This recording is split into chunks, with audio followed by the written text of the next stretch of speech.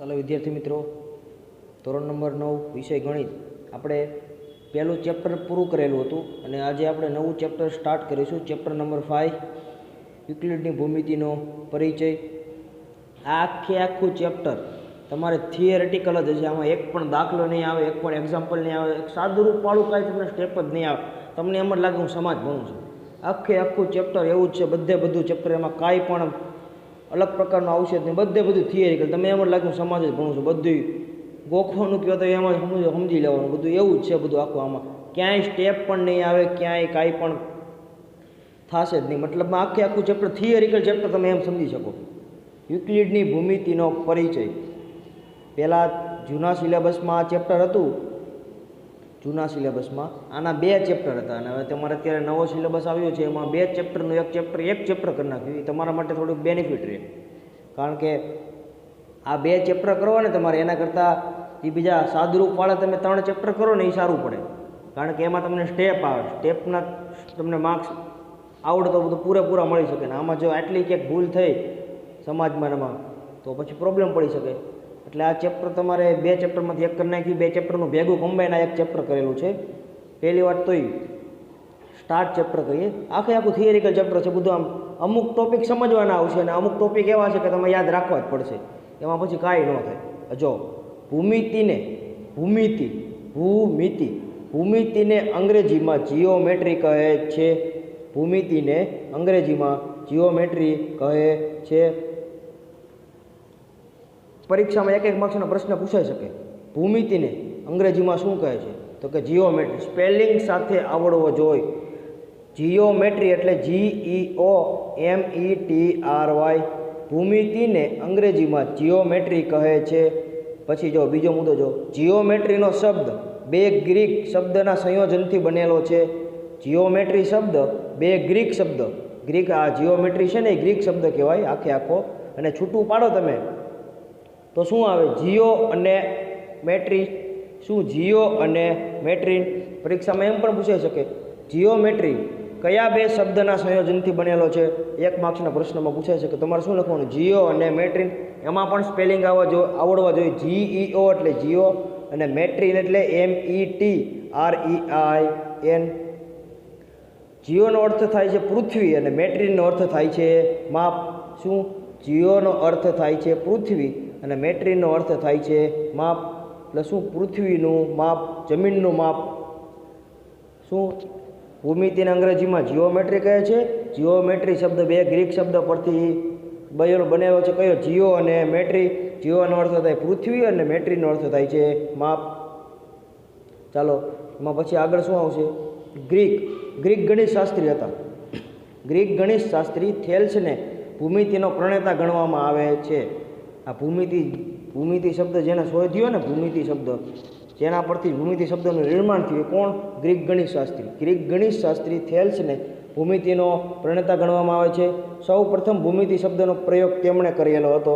પ્રશ્નમાં તમને પૂછાઈ શકે, સૌ પ્રથમ ભૂમિતિ શબ્દનો પ્રયોગ કોણે કરેલો હતો? તો શું આવે? ગ્રીક ગણિતશાસ્ત્રી થેલ્સે ભૂમિતિ શબ્દનો પ્રયોગ કરેલો હતો.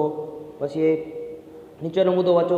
થેલ્સના વિદ્યાર્થી પાયથાગોરસ અને તેના સાથીદારોએ ભૌમિતિક બાબતો શોધી હતી. થેલ્સનો વિદ્યાર્થી કોણ? તો પાયથાગોરસ.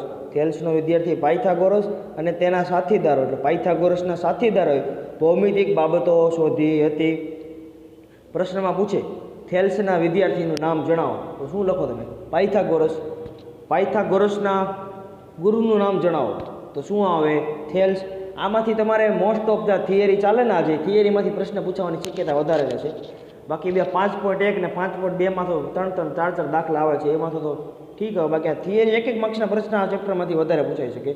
ફરીથી જો ગ્રીક ગણિતશાસ્ત્રી થેલ્સને ભૂમિતિનો શું ગણ્યા? ભૂમિતિનો પ્રણેતા ગણવામાં આવે છે. સૌ પ્રથમ ભૂમિતિ શબ્દ કોણે પ્રયોગ કરેલો હતો? તો કે થેલ્સ. થેલ્સના વિદ્યાર્થી પાયથાગોરસ અને તેના સાથીદારોને ભૌમિતિક બાબતો શોધી હતી. ભૌમિતિક બાબતો એટલે જે આ તમે કહો છો ને ભૂમિતિ વિશે બધી પાયથાગોરસ અને સાથીદાર મિત્રો બધી ભૂમિતિક બાબતો વિશે બધું મેળવેલું હતું. આગળ તમારે આવશે જોવાનું બધું.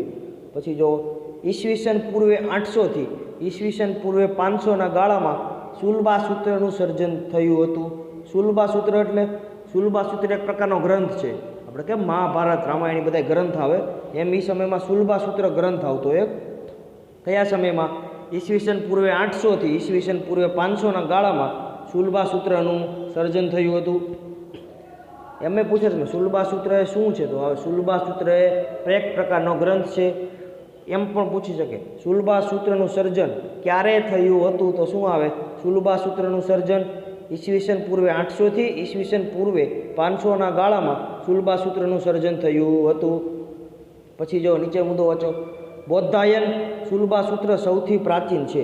બૌદ્ધાયન શુલ્બાસૂત્ર સૌથી પ્રાચીન છે. બૌદ્ધાયન શુલ્બાસૂત્ર સૌથી પ્રાચીન એટલે બૌદ્ધાયન શુલ્બાસૂત્ર નામનો ગ્રંથ આવશે આખો તમારે. એ બૌદ્ધાયન શુલ્બાસૂત્ર નામનો ગ્રંથ છે એ શું છે? સૌથી પ્રાચીન ગ્રંથ આવશે બૌદ્ધાયન શુલ્બાસૂત્ર નામનો. જાઓ, બૌદ્ધાયન શુલ્બાસૂત્ર સૌથી પ્રાચીન ગ્રંથ છે. તેમાંની પાયથાગોરસના સાબિતીનો ઉપયોગ કરેલો હતો.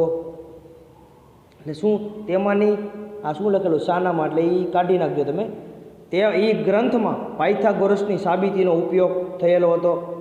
બૌદ્ધાયન શુલ્બાસૂત્ર સૌથી પ્રાચીન છે. તેના ગ્રંથમાં પાયથાગોરસની સાબિતીનો ઉપયોગ થયો હતો. આ બધું તમારે યાદ રાખવાનું છે. આ બધું થિયરિટિકલ જ આવશે બધું. શું પહેલી વાર તો ઈસવીસન પૂર્વે 800થી ઈસવીસન પૂર્વે 500ના ગાળામાં શુલ્બાસૂત્રનું સર્જન થયું હતું. બૌદ્ધાયન શુલ્બાસૂત્ર સૌથી પ્રાચીન છે. તેમાંની પાયથાગોરસની સાબિતીનો સિદ્ધાંતનો ઉપયોગ થયો હતો. પાયથાગોરસ શબ્દ તમે સાંભળેલો હશે. ચેપ્ટર નંબર 1માં આપણે જોયું હતું. વર્ગમૂળ 5ને સંખ્યા રેખા ઉપર દર્શાવો ત્યારે મેં તમને જણાવેલું હતું પાયથાગોરસ શું છે અને પાયથાગોરસ કઈ રીતનું છે ને બધું જણાવેલું હતું કે નહીં. પાયથાગોરસની સાબિતીનો ઉપયોગ ક્યારે થયેલો હતો? પાયથાગોરસનું સૂત્ર તમારે આવશે 10મા ધોરણમાં. શું? કર્ણનો વર્ગ એ આપેલી બે બાજુના વર્ગોના સરવાળા બરાબર થાય.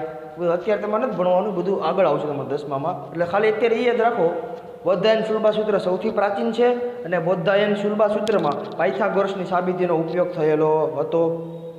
પછી જો જાહેર સભાઓમાં લંબચોરસ, ત્રિકોણ અને સમલંબ ચતુષ્કોણ જેવા આકારના આસનોનો ઉપયોગ થયો હતો. એ સમયે જાહેર સભાઓ થતી. શું થતી? જાહેર સભાઓ થતી. એ જાહેર સભાઓમાં શું? જાહેર સભાઓમાં કયા ચતુષ્કોણ આવે? લંબચોરસ, કયા? લંબચોરસ, ત્રિકોણ અને સમલંબ ચતુષ્કોણ જેવા આકારના ચોરસ આસનોનો ઉપયોગ થયેલો હતો. તો પ્રશ્ન તમને એમ પણ પૂછી શકે પ્રાચીન સમયમાં જાહેર સભાઓમાં કયા આકારના આસનોનો ઉપયોગ થતો? તો શું આવે? લંબચોરસ, ત્રિકોણ અને સમલંબ ચતુષ્કોણ જેવા આકારના આસનોનો ઉપયોગ થતો હતો. પછી એનો નીચેનો મુદ્દો વાંચો. આમ ભારતીયો પાયથાગોરસના પ્રમેયને પાયથાગોરસના જન્મ પહેલાંથી જાણે છે. આપણામાં તો એ ખાસિયત છે ને, જન્મ ન થયો એની પહેલાં બધું જાણી ગયું. એવું જ કીધું. જો આમ ભારતીયો પાયથાગોરસના પ્રમેયને પાયથાગોરસના જન્મ પહેલાંથી જાણે છે. હવે જો ગણિતશાસ્ત્રીના નામ આવશે. ભારતમાં કયા ગણિતશાસ્ત્રી થઈ ગયા એ બધાના નામ તમારે અહીંયા આગળ આવશે. જો આર્યભટ્ટ, બ્રહ્મગુપ્ત, ભાસ્કરાચાર્ય વગેરે ભારતના ગણિતશાસ્ત્રીઓએ ભૂમિતિના વિકાસમાં ફાળો આપેલ છે. પરીક્ષામાં 1 માર્ક્સમાં પ્રશ્ન પૂછાય તમને. આર્યભટ્ટ, બ્રહ્મગુપ્ત, ભાસ્કરાચાર્ય વગેરે ભારતના શું છે? ગણિતશાસ્ત્રીઓ છે એમ પણ પૂછાય. ભારતના કોઈ પણ બે ગણિતશાસ્ત્રીના નામ આપો તો શું આવે? આર્યભટ્ટ, બ્રહ્મગુપ્ત અથવા બ્રહ્મગુપ્ત ભાસ્કરાચાર્ય અથવા આર્યભટ્ટ ભાસ્કરાચાર્ય. પડી ખબર કે ન પડી આમાં? ચાલો આગળ. હવે અહીંથી તમારો મેઇન ટોપિક ચાલુ થાય છે. જો ઘન પદાર્થની ધાર એ અવકાશનું વિભાજન કરતી સપાટીઓ છે. ઘન પદાર્થ હોય, ઘન પદાર્થની ધાર એ અવકાશનું વિભાજન કરતી સપાટીઓ છે. ઘન પદાર્થ એટલે તમે એક ડસ્ટર લઈ લો. ચાલો ડસ્ટર છે એને તમે ક્લાસરૂમમાં કોઈ પણ જગ્યાએ રાખો. ડસ્ટર છે ક્લાસરૂમમાં કોઈ પણ જગ્યાએ રાખો. ક્લાસરૂમ એટલે આખો અવકાશ થયો. અવકાશ ડસ્ટર તમે ક્લાસરૂમમાં કોઈ પણ જગ્યાએ રાખો તો એ જગ્યાનો એટલી જગ્યા ડસ્ટર શું કરે? હવે આખા અવકાશનું થોડુંક એટલા ભાગમાં વિભાજન કરી દે એટલે શું થયું? ઘન પદાર્થની ધાર એટલે ડસ્ટરની જે ધાર આવે એ અવકાશનું વિભાજન કરતી સપાટીઓ છે. જો નીચે શું લખ્યું? સપાટીને જાડાઈ હોતી નથી. સપાટી આવે છે ડસ્ટરની એને જાડાઈ હોય? જાડાઈ ન જ હોય ને, આવું નહિવત બરાબર હોય. પછી જો સપાટીની ધાર વક્ર કે રેખા હોય છે. સપાટી તમારી આ તમે ડસ્ટરનું ઉદાહરણ આપ્યું, બીજું કોઈ પણ તમે ઉદાહરણ લઈ શકો. કે ઓલી કરકરિયાવાળી ફૂટપટ્ટી આવે એનું ઉદાહરણ લ્યો તો ચાલો. સપાટીની ધાર એ જેની ધાર આવે વક્ર, કરકરિયાવાળું વક્ર આવે, વક્ર કે રેખા હોય છે. પછી જો રેખા અંતે તો બિંદુમાં પરિણમે છે. રેખા આપેલી હોય કોઈ પણ રેખા, તમે રેખા આપેલી હોય, રેખાને તમે જમણી બાજુ લંબાવો કે ડાબી બાજુ લંબાવો, અનંત સુધી તો જવાની છે રેખા, પણ એ ક્યાંક તો ઊભી રહેશે ને. અનંત સુધી જશે તો ક્યાંક તો ઊભી રહેશે ને. એ જ્યાં ઊભી રહે ત્યાં શું થઈ ગયું? ટપકું થઈ ગયું. ટપકું એટલે શું? બિંદુ. તો શું આવ્યું? રેખા અંતે તો બિંદુમાં પરિણમે છે. વાંચો આગળનો મુદ્દો વાંચો. ઘનથી બિંદુ સુધી ક્રમશઃ, ઘનથી બિંદુ સુધી ક્રમશઃ આગળ વધતા પરિમાણ એટલે માપ ઘટતું જાય છે. હવે જો કોઈ ઘન પદાર્થ આપેલો હોય, ઘન પદાર્થથી તમે એના બિંદુ સુધી જાઓ તો ક્રમશઃ આગળ વધો એટલે એનું માપ કેવું થાય? ઘટતું જવાનું છે ને માપ. એને જો એ કઈ રીતના દર્શાવેલું? જો આમાં નીચે તમે કોષ્ટક આપેલું છે. જો ભૌમિતિક પદાર્થ અને એક બાજુ પરિમાણ એટલે શું થાય? માપ થયું એનું. જો નીચે ઘન એટલે ઘન પદાર્થ એટલે ડસ્ટરનું ઉદાહરણ લો. ડસ્ટરને કેટલા પરિમાણ હોય? કોઈ 3. કયા આવે? જો ડસ્ટરની લંબાઈ હોય, ડસ્ટરની લંબાઈ, પહોળાઈ અને ઊંચાઈ. લંબાઈ, પહોળાઈ અને ઊંચાઈ કેટલા પરિમાણ થયા? 3 પરિમાણ થયા. ઘન પદાર્થની કેટલા પરિમાણો હોય? MCQમાં પૂછાય તમને તો કેટલા પરિમાણો હોય? 3 પરિમાણ હોય. સપાટી એટલે કોઈ પણ તમે ચોરસ દોરી શકો, લંબચોરસ દોરો, એ શું થયું? સપાટી થઈ ગઈ ને, એક પ્રકારની સપાટી. સપાટીને કેટલા પરિમાણો હોય? 2 પરિમાણો હોય, લંબાઈ અને પહોળાઈ. એને ઊંચાઈ તો હોતી નથી કાંઈ. તો સપાટીને કેટલા પરિમાણો હોય? 2 પરિમાણ, લંબાઈ અને પહોળાઈ. રેખા તો સીધી લીટી થઈ. રેખા એટલે સીધી લીટી થઈ. સીધી લીટી એટલે એને એક જ પરિમાણ હોય. કયું હોય? લંબાઈ. રેખાને ના પહોળાઈ હોય કે ન ઊંચાઈ હોય. રેખાને શું હોય? એક જ લંબાઈ હોય. એટલે એનો કેટલા પરિમાણ થયા? 1. અને બિંદુ એટલે ટપકુને તમે ક્યાંય જોયું? એની લંબાઈ હોય, પહોળાઈ, ઊંચાઈ કાંઈ હોય? ટપકાને કાંઈ ન હોય. એટલે શું થયું? એના એક પણ પરિમાણ હોય નહીં. તો શું આવે? જો ભૌમિતિક પદાર્થ અને તેના પરિમાણ. કોષ્ટકમાંથી તમને પ્રશ્ન પૂછાઈ શકે. ઘન પદાર્થને કેટલા પરિમાણ હોય? તો કે ઘન પદાર્થને 3 પરિમાણ હોય, સપાટીને 2 પરિમાણ હોય, રેખાને 1 પરિમાણ હોય અને બિંદુને 1 પણ પરિમાણ હોય નહીં. ઘન પદાર્થને કયા 3 પરિમાણ હોય? લંબાઈ, પહોળાઈ અને ઊંચાઈ. સપાટીને કયા પરિમાણ હોય? સપાટીને લંબાઈ અને પહોળાઈ. રેખાને કેટલા પરિમાણ હોય? 1 પરિમાણ હોય. કયા? લંબાઈ. બિંદુને 1 પણ પરિમાણ હોય નહીં. ચાલો હવે પાછું આપણે યુક્લિડ ઉપર આવીએ. યુક્લિડ એટલે આખું થિયરિકલ બધું તમારે યાદ રાખવાનું. યુક્લિડ ઇજિપ્તમાં એલેક્ઝાન્ડ્રિયાની શાળામાં ગણિતના શિક્ષક હતા. આપણે હવે મેઇન ટોપિક ઉપર આવ્યા. શું હતું? યુક્લિડની ભૂમિતિનો પરિચય હતું. તો યુક્લિડ છે યુક્લિડ ઇજિપ્તમાં. યુક્લિડ ક્યાં રહેતા? ઇજિપ્તમાં રહેતા. એલેક્ઝાન્ડ્રિયાની શાળામાં ગણિતના શિક્ષક હતા. તો પ્રશ્ન પૂછી શકે તમે, યુક્લિડ કઈ જગ્યાએ અને કઈ શાળામાં ગણિતના શિક્ષક હતા? તો આવે યુક્લિડ ઇજિપ્તમાં એલેક્ઝાન્ડ્રિયાની શાળામાં ગણિતના શિક્ષક હતા. તેમણે પૂર્વધારણાઓ અને અગાઉ સિદ્ધ કરેલા પરિણામોનો આધારે તાર્કિક સાબિતીઓ આપી ભૂમિતિનો વિકાસ કર્યો. પૂર્વધારણા તમારા માટે કદાચ નવો શબ્દ હોઈ શકે. પૂર્વ એટલે શું થયા? પહેલું. પૂર્વ એટલે આગળનું, પહેલાંનું થયું ને. ધારણાઓ એટલે ધારેલું હોય ને. તમે નથી ધારો કે એક સંખ્યા બરાબર x, તો એ શું થયું? ધારેલું થયું. તો શું આવે? પહેલાં ધારેલું. એની કોઈ પૂર્વધારણાની કોઈ સાબિતી હોતી નથી. તમે એની કેમ સાબિતી હોય? પક્ષ, સાધ્ય અને સાબિતી. એમ પૂર્વધારણાને કોઈ સાબિતી હોતી નથી. પૂર્વધારણા એટલે પહેલાં જ્યાં ગણિતશાસ્ત્રી હતા બધા, યુક્લિડ ને બધા જે મોટા ભાસ્કરાચાર્ય અને આર્યભટ્ટ, એ લોકો બધા પહેલાં ધારી લે. પહેલાં ધારી જ લે બધું કે આવું થઈ શકે, ભવિષ્યમાં આવું થાય, આવું હોય તો આવું થાય. અને જે પૂર્વધારણા હતી, પૂર્વધારણા જે ધારેલું હોય એનો ઉપયોગ કરીને બીજા બધા સૂત્રો, સમીકરણ એવું બધું શું આવે? સાબિત થાય. એટલે પૂર્વધારણા એટલે એ વસ્તુ યાદ રાખવાનું, ગણિતશાસ્ત્રી હોય એ લોકોએ બધું પહેલાં ધારેલું. ધારેલું અને એનો ઉપયોગ કરીને તમારે શું બધું બીજા સમીકરણના સૂત્રને એવું સાબિત કરવાનું આવે ને પૂર્વધારણાની કોઈ સાબિતી હોતી નથી. તો ચાલો, તેમણે પૂર્વધારણાઓને અગાઉ સિદ્ધ કરેલા પરિણામોને આધારે તાર્કિક સાબિતીઓ આપી ભૂમિતિનો શું કર્યો? વિકાસ કર્યો. પડી ખબર એટલી? તો જો અહીંથી તમારે મોસ્ટ ટાઈમથી પ્રશ્ન પૂછી શકે. તેમણે એટલે કે યુક્લિડે એલિમેન્ટ્સ નામના પુસ્તકમાં ભૂમિતિ વિશે 13 પ્રકરણો લખ્યા હતા. તેમણે એલિમેન્ટ નામના પુસ્તકમાં ભૂમિતિ વિશે 13 પ્રકરણો લખ્યા હતા. પ્રશ્ન પૂછાઈ શકે, યુક્લિડે કયા પુસ્તકમાં પ્રકરણો લખ્યા હતા? મતલબમાં યુક્લિડે કયા પુસ્તકમાં આ ભૂમિતિ વિશે બધી વ્યાખ્યા અને બધું જે કંઈ પણ હતું આપેલું હતું, તો શું આવે? એલિમેન્ટ નામના પુસ્તકમાં યુક્લિડે ભૂમિતિ વિશે બધું વર્ણન કરેલું હતું. ટોટલ કેટલા પ્રકરણો લખ્યા હતા? તો 13 પ્રકરણો આવશે. કયા આવશે? 13 પ્રકરણો આવશે. અને નીચે વાંચો, તેમણે પ્રથમ પ્રકરણમાં 23 વ્યાખ્યાઓ આપેલી હતી. ટોટલ પ્રકરણ કેટલા હતા? ટોટલ પ્રકરણ 13 હતા. અને તેમણે પ્રથમ પ્રકરણમાં કેટલી વ્યાખ્યા આપેલી હતી? 23 વ્યાખ્યાઓ આપેલી હતી. પરીક્ષામાં એમ પણ પૂછાઈ શકે, યુક્લિડે પ્રથમ પ્રકરણમાં કેટલી વ્યાખ્યાઓ આપેલી હતી? તો કેટલી આવે? 23. અને એમ પૂછાઈ શકે, એલિમેન્ટ નામના પુસ્તકમાં તેમણે કેટલા પ્રકરણ લખ્યા હતા? તો પ્રકરણ કે તો 13 અને પ્રથમ પ્રકરણમાં કેટલી વ્યાખ્યા હતી? તો 23. જે એમાંની કેટલીક વ્યાખ્યા નીચે દર્શાવેલી છે, 7 વ્યાખ્યા આપેલી છે. અને આપણે 7 વ્યાખ્યાનો અભ્યાસ કરવાનો છે. કઈ કઈ વ્યાખ્યા આપેલી છે? જો, બિંદુને કોઈ ભાગ નથી. બિંદુ એટલે શું થયું? ટપકું થયું.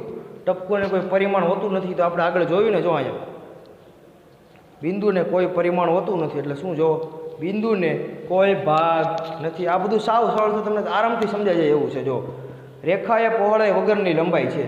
રેખા કેટલા પરિમાણ આવે? રેખામાં એક જ પરિમાણ આવે. કયું આવે? લંબાઈ. આમાં શું આપેલું? જો, રેખા એ પહોળાઈ વગરની લંબાઈ છે. એટલે રેખામાં પહોળાઈ આવતી જ નથી. ઓનલી ફોર શું આવે? રેખામાં લંબાઈ આવે. ત્રીજું, જો, રેખાને અંત્ય બિંદુઓ હોય છે. રેખાને શું હોય? અંત્ય બિંદુઓ. રેખા આપેલી હોય અને અંત્ય બિંદુઓ ગમે ત્યારે અનંત સુધી લંબાવો. જમણી બાજુ અનંત સુધી લંબાવો, ડાબી બાજુ અનંત સુધી લંબાવો. ક્યાંક તો એનો અંત્ય બિંદુ હોય ને, અનંત સુધી જાય, પણ ક્યાંક તો એના અંત્ય બિંદુ ઊભા તો રહેશે ને. રેખા ગમે ત્યાં એ બે રેખાને શું હોય? અંત્ય બિંદુઓ હોય છે. ચોથો વાંચો, જે પોતાના પરના બિંદુઓની સાથે સમાન રીતે રહેલી હોય એવી એક સીધી રેખા મળે. આ મુદ્દામાં શું આપેલું? જો, જે પોતાના પરના બિંદુઓની સાથે સમાન રીતે રહેલી હોય એવી એક સીધી રેખા મળે. કઈ રીતના? એક બિંદુ છે ટપકું, એની બાજુમાં બીજું બિંદુ, એની બાજુમાં ત્રીજું બિંદુ, એની બાજુમાં ચોથું બિંદુ, એની બાજુમાં પાંચમું બિંદુ. આ બધા બિંદુઓને જોડી દો તો શું એક રેખા મળે. તો શું લખેલું? જે પોતાના પરના બિંદુઓ એટલે બિંદુઓ પહેલું, એની બાજુમાં બીજું, એની બાજુમાં ત્રીજું. જે પોતાના પરના બિંદુઓની સાથે સમાન રીતે રહેલી હોય તેવી એક સીધી રેખા મળે. પડી ને ખબર? એક બિંદુ, એની બાજુમાં બીજું, એની બાજુમાં ત્રીજું, એમ કરતાં કરતાં 10, 15 જ્યાં સુધી એને લેવા હોય ત્યાં સુધી બિંદુઓ લઈ શકે. એ આખા બધા બિંદુઓને જોડી દો તો એક સીધી રેખા મળે. એ કહેવા માગે છે. નીચે વાંચો, પૃષ્ઠને માત્ર લંબાઈ અને પહોળાઈ હોય છે. પૃષ્ઠ એટલે શું થયું? સપાટી થઈ. આમાં જો, સપાટી એટલે મેં તમને શું કીધું હતું? સપાટી એટલે કઈ આવે? ઉપર ડસ્ટર હોય, ડસ્ટર તો એની ઉપરની શું આવે? સપાટી આવે. તો સપાટીને કેટલા હોય? માત્ર લંબાઈ અને પહોળાઈ જ હોય. એને તો કેટલા પરિમાણ થયા? લંબાઈ અને પહોળાઈ એટલે 2 પરિમાણ થયા. તો શું આવે? જો, પૃષ્ઠને માત્ર લંબાઈ અને પહોળાઈ હોય છે. છઠ્ઠું વાંચો, પૃષ્ઠની ધાર રેખાઓ હોય છે. ડસ્ટરની ધાર આવે, રેખા જેવી આવે ને, સીધી રેખા. શું આવે? પૃષ્ઠ એટલે સપાટી. સપાટીની ધાર કેવી હોય છે? રેખાઓ હોય છે. નીચે વાંચો, સાતમું, જે સપાટી પોતાના પરની સીધી રેખાઓની સાથે એક સમાન રીતે રહેલું હોય તેવી સપાટી એ સમતલ છે. ડસ્ટરનો ઉપરનો ભાગ જોવો તમે. ડસ્ટરનો ઉપરનો ભાગ એટલે સપાટી થઈ. જે સપાટી પોતાના પરની સીધી રેખા થઈ, સીધી રેખાઓની સાથે એક સમાન રીતે રહેલો હોય તેવી સપાટી એ શું છે? સમતલ છે. એટલે ઉપરનું આખું સપાટી થયું, શું થયું? એનું સમતલ થયું ને આખું એનું. પેલી ખબર એની આ જે યુક્લિડ એલિમેન્ટ્સ નામના પુસ્તકમાં પ્રથમ પ્રકરણમાં જે 23 વ્યાખ્યાઓ આપેલી હતી એમાંની 7 વ્યાખ્યાઓ અહીંયા આપેલી છે. જો હવે નીચે યુક્લિડે નોંધેલા સ્વનિયત સત્યો નીચે પ્રમાણે વર્ણવી શકાય. હવે યુક્લિડે આમાંથી છે ને કેટલાક પોતે નિર્માણ કરેલા વિધાનો લખેલા છે. યુક્લિડે પોતાના બનાવેલા નિયમો હતા. પહેલાં જેને ગણિતની શરૂઆત થઈ ત્યારે યુક્લિડે અમુક નિયમો બનાવ્યા, પોતે જાતે બનાવેલા નિયમો. એમાંથી કેટલાક નિયમો જો નીચે લખેલા છે. એક વસ્તુને સમાન હોય તેવી વસ્તુઓ એકબીજાને સમાન થાય. સાવ સરળ ઉદાહરણ. જો ઉદાહરણ આપું તમને. તમારી પાસે એક ડેરી મિલ્ક હોય, ડાબા હાથમાં એક ડેરી મિલ્ક છે અને જમણા હાથમાં બીજી એવી જ ડેરી મિલ્ક છે. શું? તમારે એક ડાબા હાથમાં એક ડેરી મિલ્ક છે અને બીજા હાથમાં એ જ બેઠે બેઠી કોપી ટુ કોપી એ એટલા જ રૂપિયાવાળી ડેરી મિલ્ક છે. તો શું થયું? એક વસ્તુને સમાન હોય તેવી વસ્તુઓ, ડાબા હાથમાં એક વસ્તુ હતી એને જ સમાન હોય તેવી બીજી વસ્તુ, એટલે એ જ ડેરી મિલ્ક. એક વસ્તુને સમાન હોય તેવી વસ્તુ એકબીજાને સમાન થાય. તો બંને ડેરી મિલ્ક એકબીજાને સમાન ન થાય? થઈ ને. પહેલા હાથમાં ડાબા હાથમાં જે ડેરી મિલ્ક હતી એ જ જમણા હાથમાં તમારા હાથમાં ડેરી મિલ્ક છે. તો એક પહેલે ડાબા હાથની ડેરી મિલ્ક અને જમણા હાથની ડેરી મિલ્ક એકબીજાને સમાન ન થાય. એટલે શું આવ્યું? જો એક વસ્તુને સમાન હોય તેવી વસ્તુઓ એકબીજાને કેવી થાય? સમાન થાય. પડી ખબર કે ન પડી આમાં? હવે જો બીજું ઉદાહરણ જોવામાં શું આપેલું છે? સરખામાં સરખું ઉમેરીએ તો સરવાળા સરખા રહે. સરખામાં સરખું ઉમેરીએ તો સરવાળા સરખા રહે. હવે જો બે સંખ્યા આપેલી છે. પહેલી સંખ્યા 4 ને બીજી સંખ્યા 7. પહેલી સંખ્યામાં 2 ઉમેરો તો 4 + 2 6. બીજી સંખ્યામાં 2 ઉમેરો તો 4 + 2 6. બેનો સરવાળો કેટલા આવ્યો? 6 આવ્યો. તો વાંચો તો શું? જો સરખામાં સરખું ઉમેરીએ તો સરવાળા કેટલા રહે? સરખા રહે. શું પડી ખબર? બે સંખ્યા હતી, કઈ હતી? 4 4 એટલે બે સરખી સંખ્યા. એમાં શું ઉમેરવાનું? સરખું ઉમેરવાનું. 2 માં 2 ઉમેરો, 4 માં 2 ઉમેરો 6. આ બાજુ 4 માં 2 ઉમેરો કેટલા આવે? 6 આવે. સરખામાં સરખું ઉમેરીએ તો બેના સરવાળા કેવા થાય? સરખા થાય. એ છે. પછી ત્રીજો જોવો મુદ્દો, સરખામાંથી સરખા બાદ કરીએ તો બાદ બાકી સરખી રહે. એ સમજાય જાય ને. સરખામાંથી સરખું શું? સરખામાંથી સરખું ઉમેરીએ તો સરવાળા સરખા રહે. સરખામાંથી સરખા બાદ કરીએ તો બાદ બાકી સમાન રહે. બે સંખ્યા આપેલી છે 4. બે સંખ્યા કેવી છે? સમાન છે. સરખી સંખ્યા બાદ કરવાની છે. 4 માંથી 2 બાદ કરી દો તો કેટલા આવે? 4 માંથી 2 બાદ કરો તો 2 વધે. બીજી બાજુ 4 માંથી 2 બાદ કરો તો કેટલા વધે? 2 બાદ કરે. 2 બાદ કરો તો કેટલા વધે? 2 વધે. જવાબ કેટલો આવ્યો? બાદ બાકી 2 આવી. તો શું? જો સરખામાંથી સરખા બાદ કરીએ તો બાદ બાકી કેવી રહે? સરખી રહે. ચોથો મુદ્દો વાંચો.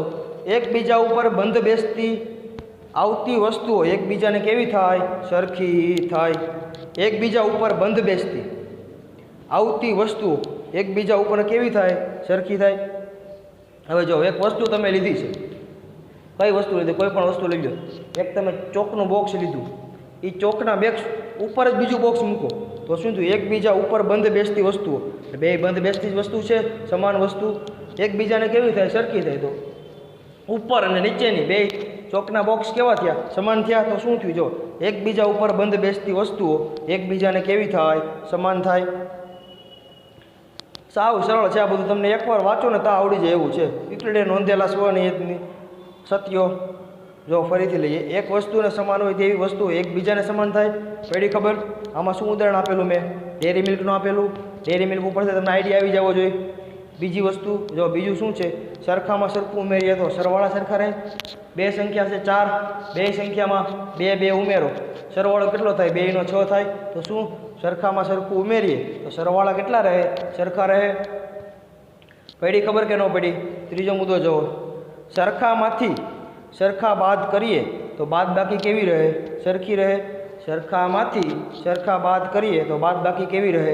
સરખી રહે. ચોથો મુદ્દો વાંચો. એકબીજા ઉપર બંધ બેસતી આવતી વસ્તુઓ એકબીજાને કેવી થાય? સમાન થાય. આ બધા શું છે? યુક્લિડના સ્વનિયત સિદ્ધાંતો છે.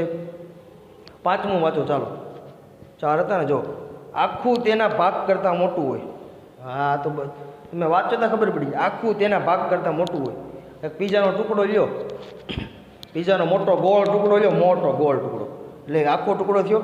હવે પીઝામાંથી એક ટુકડો કાઢો, નાનો આમ તો ટુકડો કાઢો ત્રિકોણાકાર.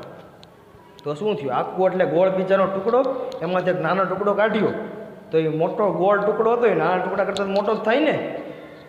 પડી ખબર? તો શું થયું? જો આખું તેના ભાગ કરતાં કેવું હોય? મોટું હોય. ચાલો છઠ્ઠો મુદ્દો વાંચો. સરખી સંખ્યાઓના બમણા એકબીજાને કેવા થાય? સમાન થાય. સરખી સંખ્યાઓ, બે સરખી સંખ્યા છે 4. બે સરખી સંખ્યા કઈ છે? 4. એના બમણા કરો તો કેટલા થાય? 8 થાય ને. 4 + 4 કેટલા થાય? 8 થાય. બે સંખ્યામાં બમણા કર્યા તો બેનો જવાબ કેવો આવ્યો? સમાન જ આવ્યો ને. તો શું આવ્યું? સરખી સંખ્યાઓના બમણા એકબીજાને કેવા થાય? સમાન થાય. જો સાતમો મુદ્દો. સરખી સંખ્યાઓના અડધા એકબીજાને સમાન થાય. બે સરખી સંખ્યા જો 4 4 4, બેયના અડધા કરો, ભાગ્યા 2 જવાબ કેટલા આવ્યા? બેયના 2 આવ્યા. તો જો શું આવ્યું? સરખી સંખ્યાઓના અડધા એકબીજાને કેવા થાય? સમાન થાય. હવે જો યુક્લિડની 5 પૂર્વધારણાઓ છે.